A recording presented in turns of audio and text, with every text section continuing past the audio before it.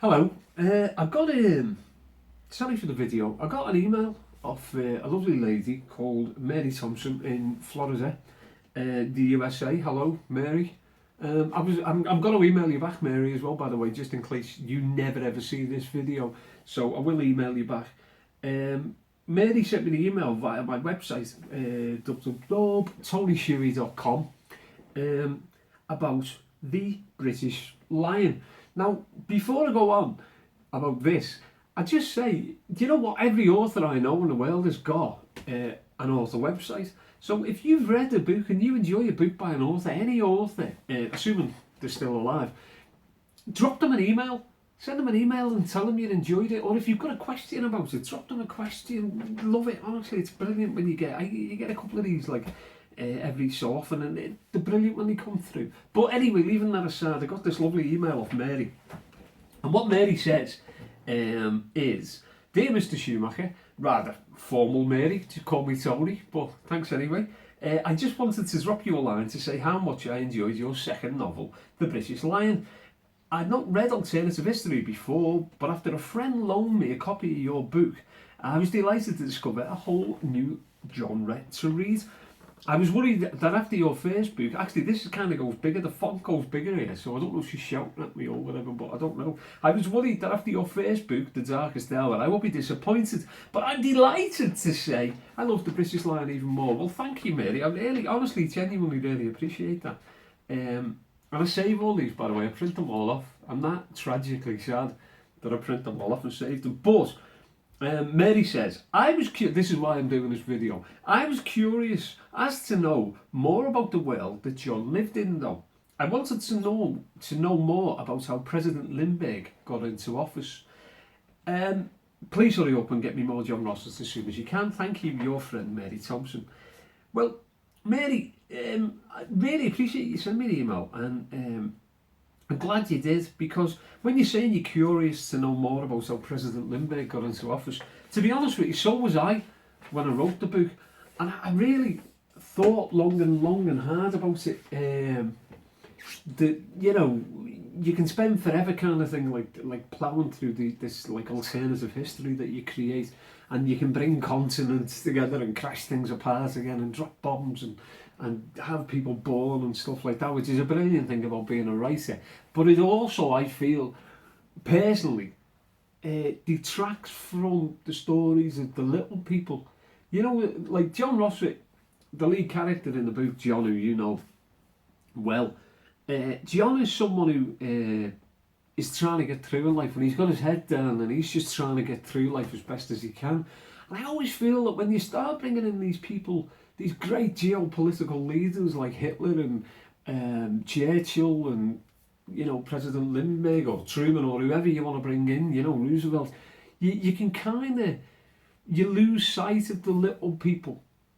You know, you lose sight of those little stories, the millions and millions of people who live on these streets and just go about their lives day to day. And I like that. I like those little stories more, probably because I am a little person and I like to look around me and see those little stories taking place, which probably goes back to when I was a taxi driver before I wrote for a living, and you used to hear all these brilliant little stories all the while, these little vignettes of stories from little people, and I think that they're the kind of thing that gives the book a little bit more depth than finding out how President Lindbergh came into power. As it is, I can explain how President Lindbergh came into power very, very briefly, and that is that America pursued an isolationist policy that, there was a guy in the 30s called Father Charles Coughlin who led an awful organisation about, which was kind of veiled anti-Semitic kind of organisation. And Lindbergh was very close to,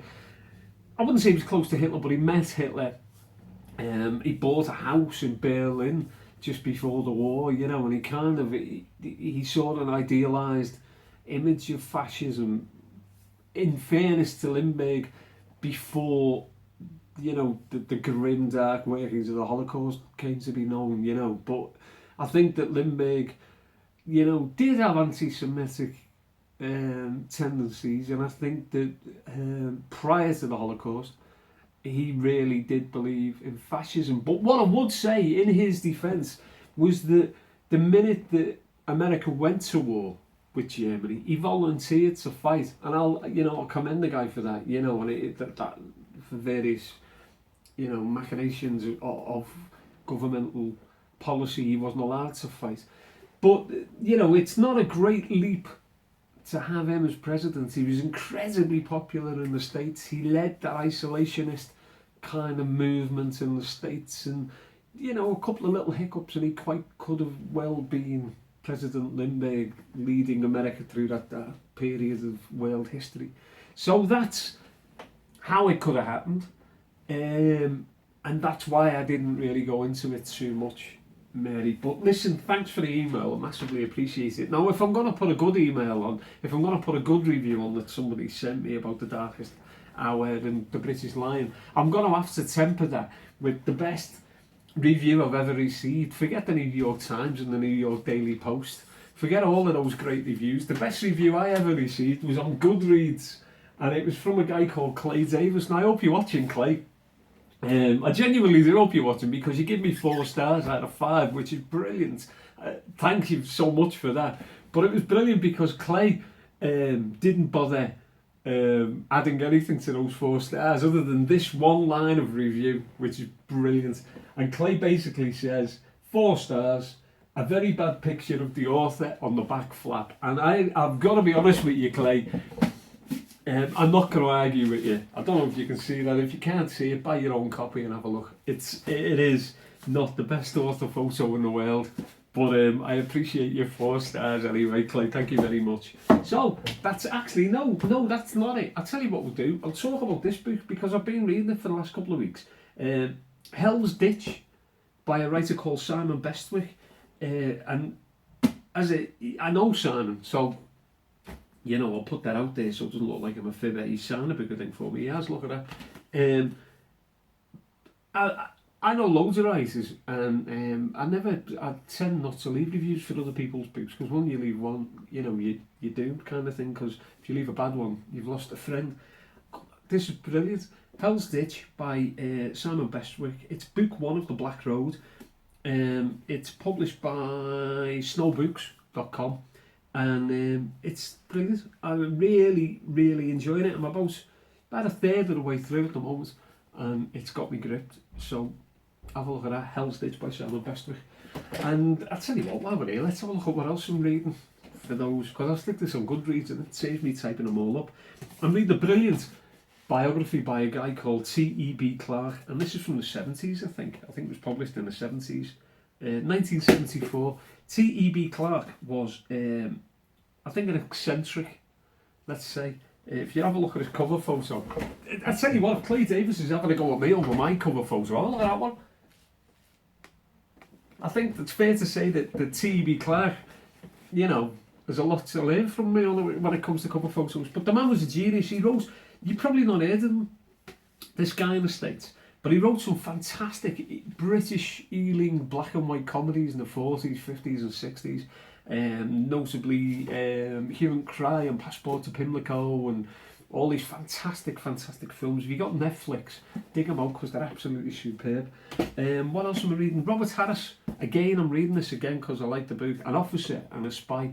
Robert Harris doesn't need my my genuflecting at his altar. I mean, he's got enough people doing it.